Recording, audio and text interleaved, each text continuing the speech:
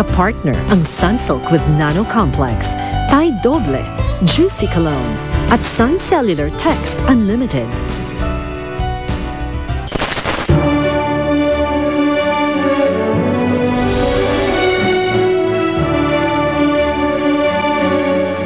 Jace, ako nakakapagpaganda talaga yung blusa. No more tears ka na.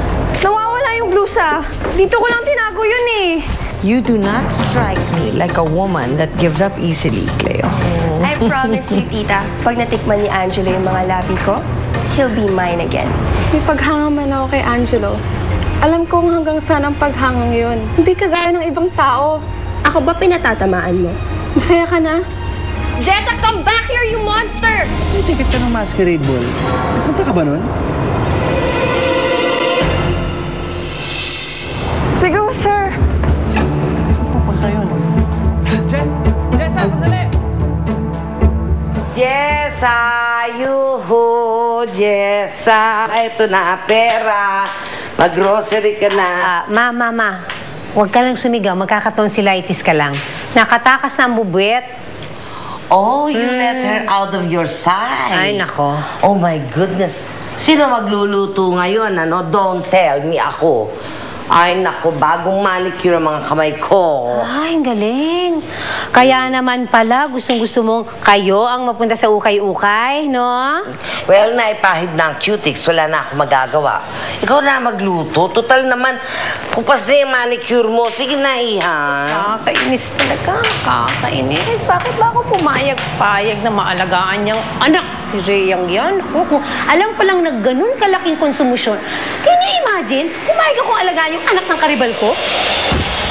Ay.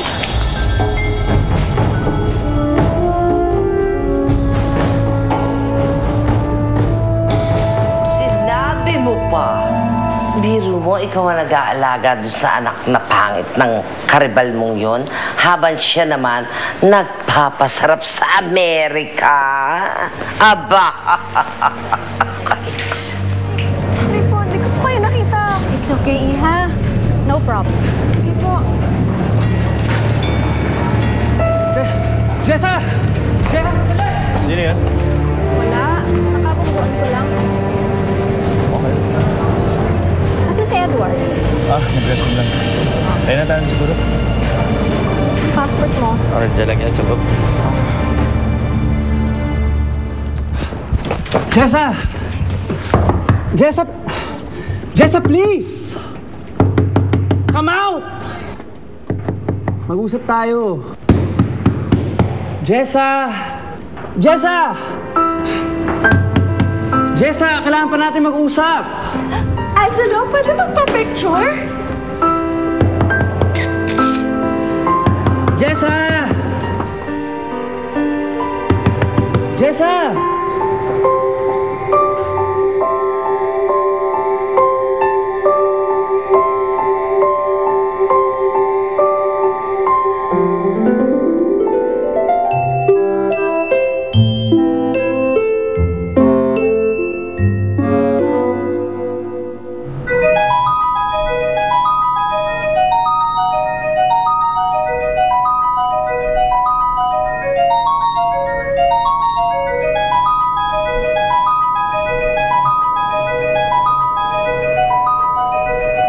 Sorry, Angelo, pero hindi kita maharap ngayon. Umalis na siguro. Hindi ako susuko ng gano'n na lang, Jessa. Nag-iisip ka pa kung bakit mo inaalagaan ang pangit na anak ng karibal mo. Eh, isa lang naman ang dahilan nun, darling. Kwarta. Datu. Pera.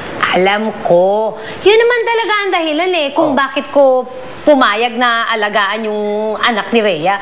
Pero kung alam ko lang na ganito kalaking konsumusyon at sakit ng ulo yan, Jessang yan, eh di sana humingi pa ako ng mas malaki-laking sustento kay Gerald. Eh, bakit hindi ka humingi ng malaking sustento? Earth to mother, earth to mother. Eh, hindi ba punta nga ako ng punta dun sa bahay ni Gerald? Eh, wala naman ako makuha dun sa caretaker. Eh, hindi ko nga alam kung kumusta na yung inaalagaan nilang anak ko, no? Oh.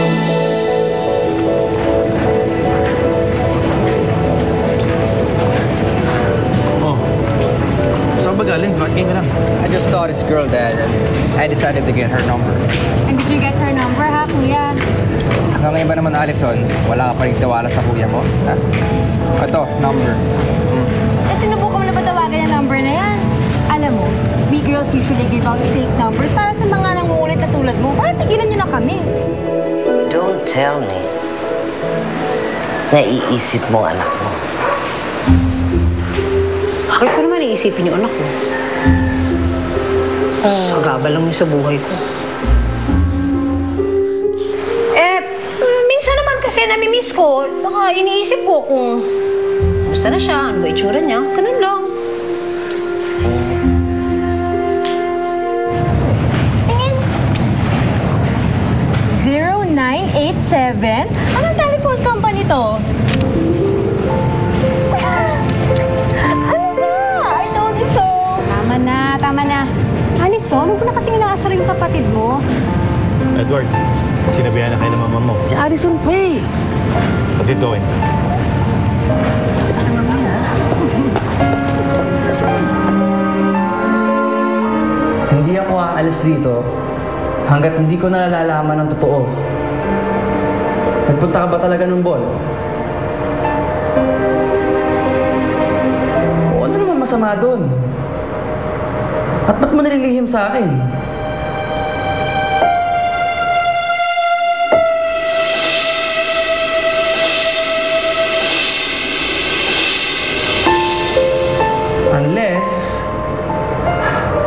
Unless ikaw yung kasayaw ko nun.